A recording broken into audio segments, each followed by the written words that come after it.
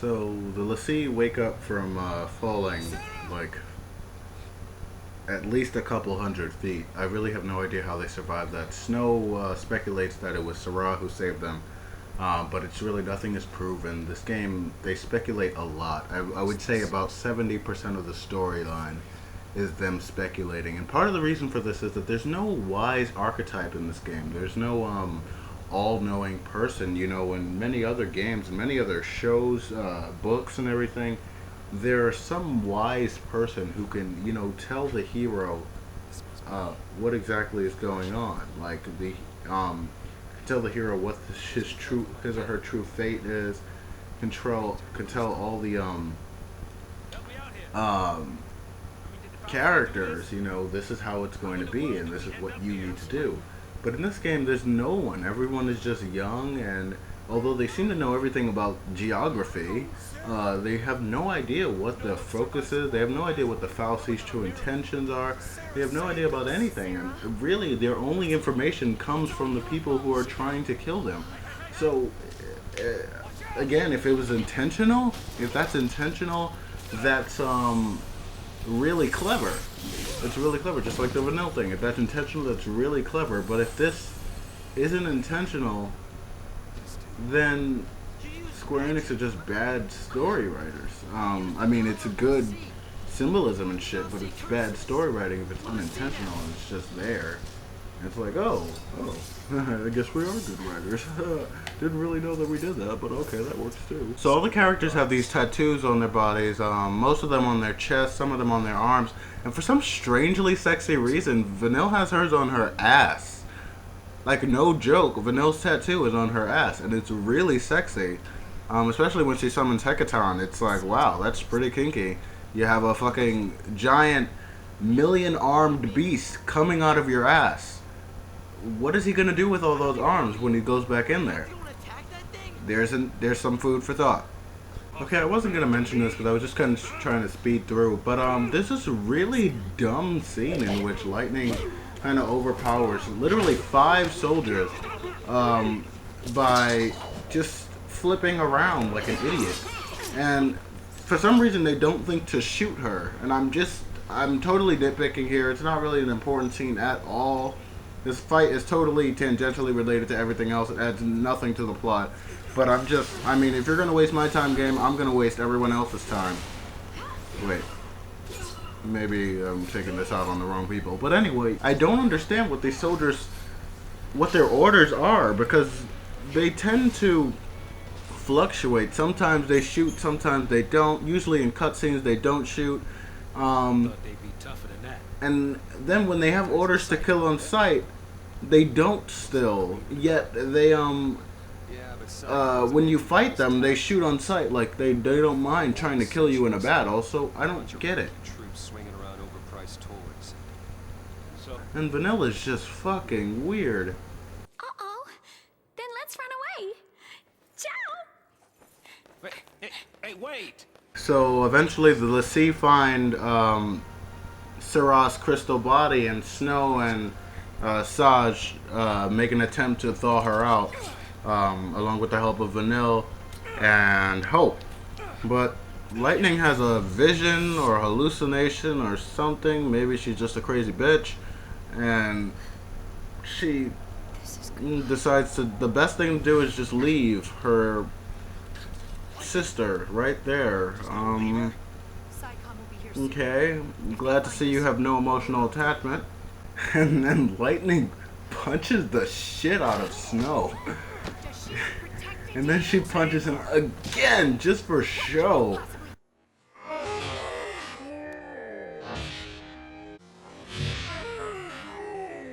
She really knows how to keep her bitches in line. So then you have a battle with the first thing that you fight in the entire game. Literally, after the opening cinematic, you fight a boss, and it's this huge machine thing.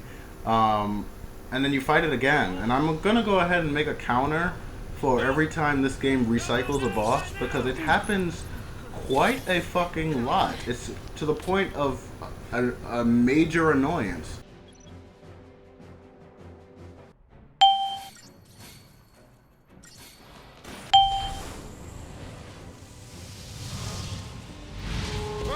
And also, this is the first battle in which you have to utilize the paradigm system.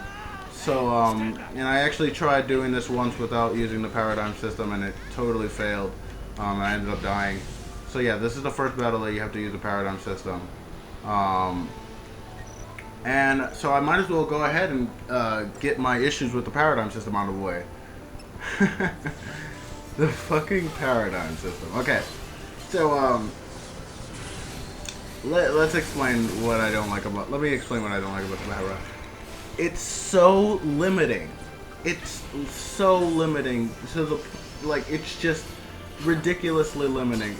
It doesn't even make sense. What does switching a paradigm do? What does it physically do to the character? Why is it that the character forgets how to use their weapon when they're in a certain paradigm? Vanille can't use her little staff thingy while she's in a medic paradigm. Why is that? I remember in other games I had medics, or white mages as I called them, as everyone called them, who could definitely keep attacking, and I kind of counted on that for them to keep attacking even when they even though they were white mages, even though they could cast white magic, because it was key to my strategy. If they were silenced and I had to wait a few turns for them to get unsilenced, then yeah, I had them attack or do something else like cast potions or whatever. So what exactly does changing a paradigm physically do to the character? Does it change their mindset or their personality or something? Does it make them not feel like using other moves? Is that it? Because some explanation would be nice. And it gets introduced as a subset of being a lessee. Like, oh, they're all lessee now, so they have these new paradigms. Okay, yeah, but I don't understand. Why does every lessee have the same paradigm? Is no lessee individual? Is there no individuality between lessee? Because actually, there's no individuality between the lessee. In battle, they have these characters have no battle personality, and what I mean by that is they're completely interchangeable with one another. Take any given character, swap it out for another character, and at most you're changing the aesthetic appeal. You know, the character's voice, character's appearance, and that's it. Otherwise, you basically have the same character.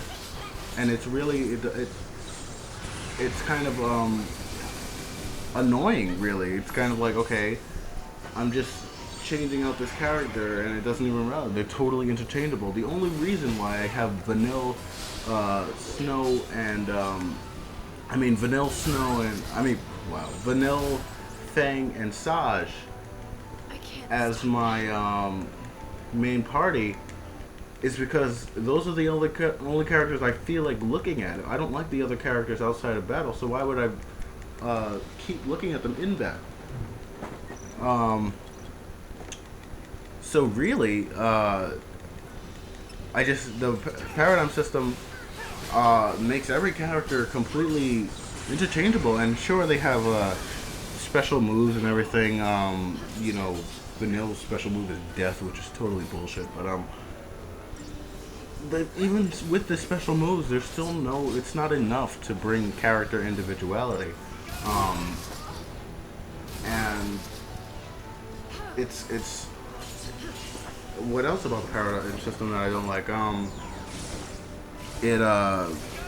Again, it's completely limiting. And one of the reasons for this is you can only change paradigms between 6 preset paradigms that you do before a battle. So you can't individually change paradigms, which means you have to be prepared for a battle before you even go into the battle, which means if you were on your first playthrough of this game, you could not get through any given battle without, you could not get through this entire game without at least retrying once, because you would not know what to expect unless you have a game guide, strategy guide right in your lap while you're doing this. What annoys me is that Final Fantasy X-2 had the same system, and it's just so much better. I mean, literally, the role system in Final Fantasy X-2 is the same exact thing as this one, except so much more extensive, so much better. You can learn abilities a lot better, and really, this one is just a total ripoff of the one from Final Fantasy X too, a low budget ripoff at that. I would much rather prefer Final Fantasy X-2 system because I can turn into a Dark Knight, I can turn into a warrior, I can turn into a white mage, a black mage, an alchemist, gun mage, a gunner, a thief. You know, there were so many different choices. Way more than in this game. In this game, there's only 6 paradigms. And for the first half of the game, the characters only have 3 unlocked at a time. And the last half of the game, they have all 6 unlocked. But it's absurd trying to unlock them, first of all. But I'll get to that when it comes, so when I talk about the Crystarium. But it's just yeah, this paradigm system is so limiting, and really it only really serves as a way to program the other characters to do vaguely what you want them to do, without having to control them directly. That's what it seems like. Like they couldn't figure out another way to do that. I don't know why, if they're gonna rip off other games like Final Fantasy X-2, why didn't they just rip off the Gambit system from Final Fantasy XII? It worked well. You can really fine tune, and they could have made the Gambit system even more. Like have conditionals, have not just conditional branches. I mean, but have like and switches, have or switches, and do kind of Little Big Planet 2 style programming. With and switches and or switches, like if a character has over 50 HP and is blinded, then use this move or something like that, you know, and that would have worked wonders in this game actually. Except for the fact that the paradigm system kind of takes out strategy too. All you have to do is press auto battle 1 and 2. When you're in a given paradigm, again, you vaguely do what you want them to do anyway. So really, it's kind of like when you switch a paradigm, it not only changes the character's mindset or whatever, but it also kind of changes the player's mindset. It's like, I don't really have to do much except use the moves that the game is telling me to move. And since it's more so about filling up the stagger gauge and actually doing damage, you can pretty much do whatever as long as the stagger gauge goes up. And it doesn't matter if you're hitting the enemy weakness or anything.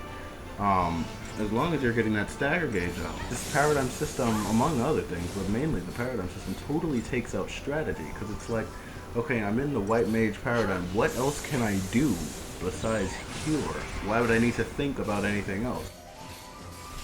Maybe they were just trying to simplify it for players or something, but again, oversimplifying games. I don't care what audience you're trying to attract. You're just... If you dumb it down too much, people will see right past it and say, hey, I'm not as dumb as you think I am. Or maybe they won't. Maybe they'll just go, okay, See, this is such bullshit. Why do I have to do this outside of battle? Why can't I just individually change it in battle? Because if I'm not ready for this, I won't know until I've died 7 times. And then I gotta go outside of the battle and fix it. When it could have just been fixed by, you know, having an individual paradigm switch system. I can't stop now.